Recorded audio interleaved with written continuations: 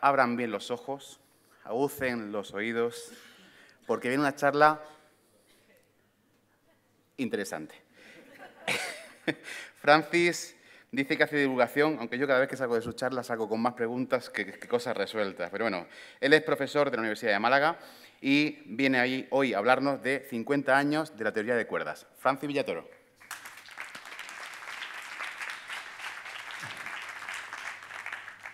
La teoría de cuerdas nació de forma oficial el 1 de septiembre del año 1968.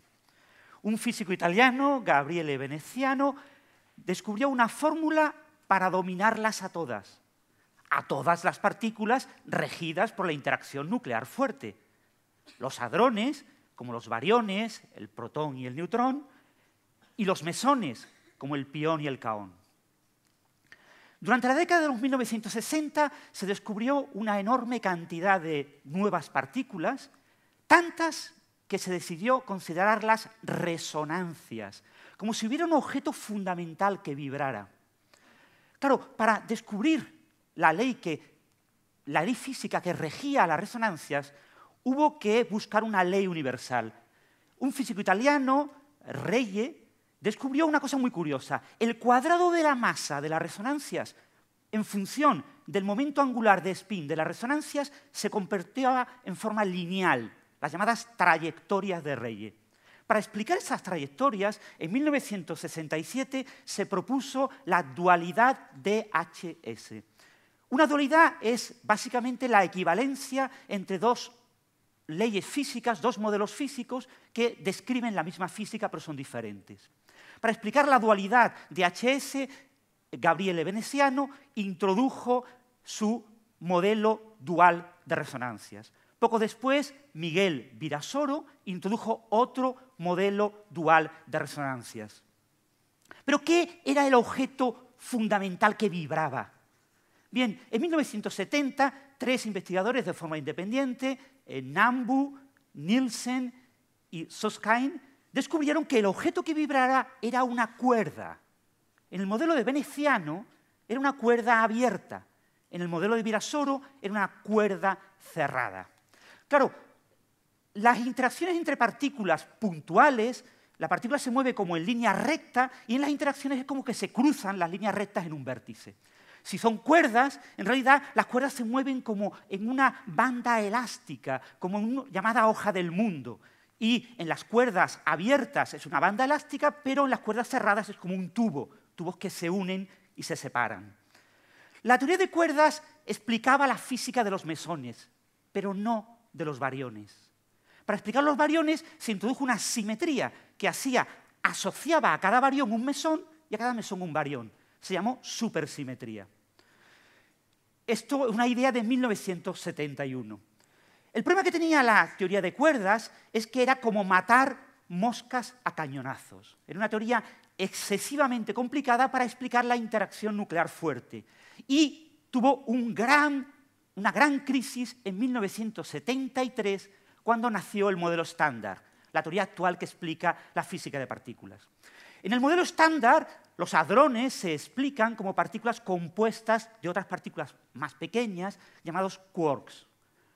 Los bariones están formados por 3 quarks, los mesones por 2 quarks, y están unidos por unas partículas parecidas al fotón, que se llaman gluones. En lugar de carga eléctrica, tengo hipercarga de color. El modelo estándar básicamente describe la interacción nuclear fuerte con una teoría llamada cromodinámica cuántica. Uno de los grandes problemas que tenía la teoría de cuerdas se convirtió en una gran virtud. Resulta que la teoría de cuerdas predecía partículas sin masa con spin semientero, como el electrón, el neutrino, el quark, pero sin masa. Partículas de spin 1, como el gluón y el fotón, que son partículas sin masa, y partículas de spin 2, como el hipotético gravitón, la partícula asociada a la gravedad.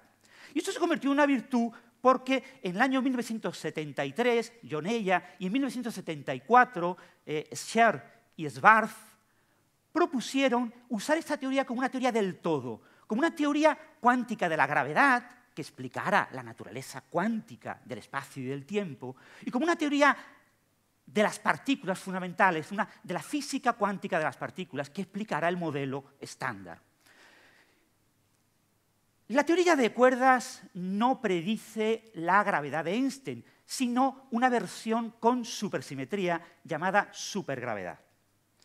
La supergravedad tiene un pequeño problema, y es que el modelo estándar es una teoría quiral que distingue entre la izquierda y la derecha, por la física de los neutrinos, y la quiralidad introduce anomalías en la supergravedad. Había que resolver ese problema de las anomalías, y fue resuelto gracias al trabajo pionero de un físico español, Luis Álvarez Gómez, junto con el gran gurú de la teoría de cuerdas, Edward Witten, y fue resuelto básicamente por Michael Green y John Schwarz en 1984, lo que se conoce como la primera revolución de la teoría de cuerdas. Se descubrió que había 5 teorías de cuerdas libres de anomalías. La teoría 1, la 2A, la 2B y 2 heteróticas, la SO32 y la E8×8. La teoría de cuerdas es una teoría que vive en 10 dimensiones. Pero nuestro universo tiene solo 4 dimensiones observables. Es decir, 6 de las 9 dimensiones de la teoría de cuerdas tienen que estar enrolladas en un espacio muy pequeño que haga que no sean observables. Para enrollarlas, eso se llama compactificar esas dimensiones, se utilizan soluciones de las ecuaciones de Einstein en el vacío de la supergravedad, es decir, que tienen supersimetría, que se llaman variedades de Calabi-Yau. La teoría de cuerdas, además de las cuerdas, tiene muchos otros objetos. Por ejemplo, las D-branas. Las D-branas básicamente es el lugar donde viven los extremos de las supercuerdas abiertas. Lo sorprendente es que el nacimiento de todos estos nuevos objetos en teorías de cuerdas ayudó a encontrar relaciones, dualidades entre las diferentes teorías de cuerdas. Y así en 1995, Edward Witten propone la llamada teoría M. Propone que hay una teoría única, una teoría que vista desde diferentes prismas aparece como cada una de las 5 teorías de cuerdas y como la supergravedad en 11 dimensiones. La teoría M es una teoría que predice una enorme cantidad de vacíos y no conocemos el vacío que corresponde a nuestro universo. Eso se llama el problema del paisaje. La teoría tiene muchas dificultades, pero lo importante de la teoría de cuerdas no es la teoría de cuerdas como teoría de todo, sino como herramienta para los físicos, como una técnica físico-matemática, como un marco teórico que nos permite, en pie de igualdad, tratar y describir sistemas físicos con partículas de spin entero y con partículas de spin semientero. Por ejemplo, los superconductores de alta temperatura, que tienen electrones y tienen parejitas de electrones que se comportan como bosones. Esta gran revolución en la teoría de cuerdas nace gracias al trabajo de un físico argentino, Juan Martín Maldacena, que nos propone usar herramientas geométricas de la relatividad y herramientas de física cuántica de partículas en pie de igualdad, la llamada correspondencia de Maldacena. Y eso genera una gran revolución, porque ahora vemos la teoría de cuerdas como una herramienta para todos los físicos, para describir sistemas físicos como pueden ser los superconductores de alta temperatura, o como pueden ser el plasma de quarks y gluones, o como puede ser la turbulencia en ciertos fluidos.